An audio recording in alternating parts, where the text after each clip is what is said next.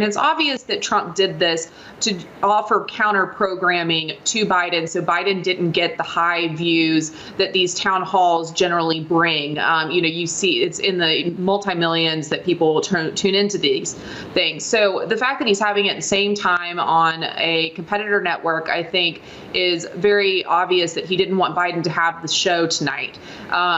But I don't know if that makes it any better for him or worse. And considering how tightly controlled these town halls end up being with coordination between the broadcast networks and the campaigns, who's asking questions and whatnot on both sides, it's really hard to get a feel for what kind of discussion will happen and if that'll actually benefit President Trump.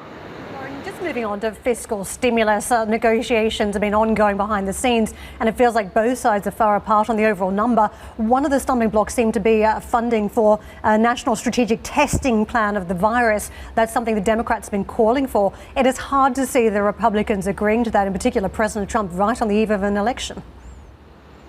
Yeah, I mean, there's a lot of differences, I think, in the bill right now. And I think, as far apart as the parties are, it's really disheartening because we really need some core components, I think, where people are struggling with the PPP loans getting renewed, unemployment benefits getting extended. I think that there's some key parts that both parties agree on, and it's very disheartening that the election is taking over any sort of possibility to agreement, even on the simple things, let alone the more difficult things. And I think that's a real failure on Nancy Pelosi's part, and I think it's also a real failure on the White House's part as well. Lauren, in the wake of Justice Ginsburg's passing, the Democrats saw an outpouring of support, donations flooding in, fundraising at record levels in the immediate aftermath. How important is the Supreme Court now in voters' minds, given how much has actually happened since the Justice Ginsburg's passing on the COVID front in particular?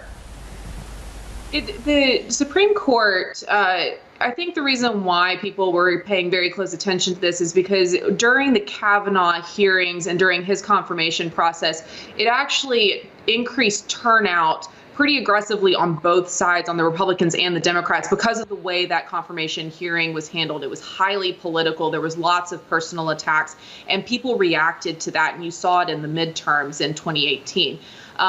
The Democrats were very careful this round with Amy Coney Barrett not to go after her, and you've seen this in the hearings the past couple of days, on any personal attacks. It wasn't overly politicized, besides the fact that the nomination was moving forward, so the process argument.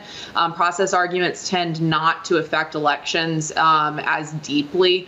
So I think what you're seeing here is that it's the people who pay attention to this, the people who are very passionate on the Democratic side or the Republican sides, are going to be motivated to go to the vote for their candidates because of this issue.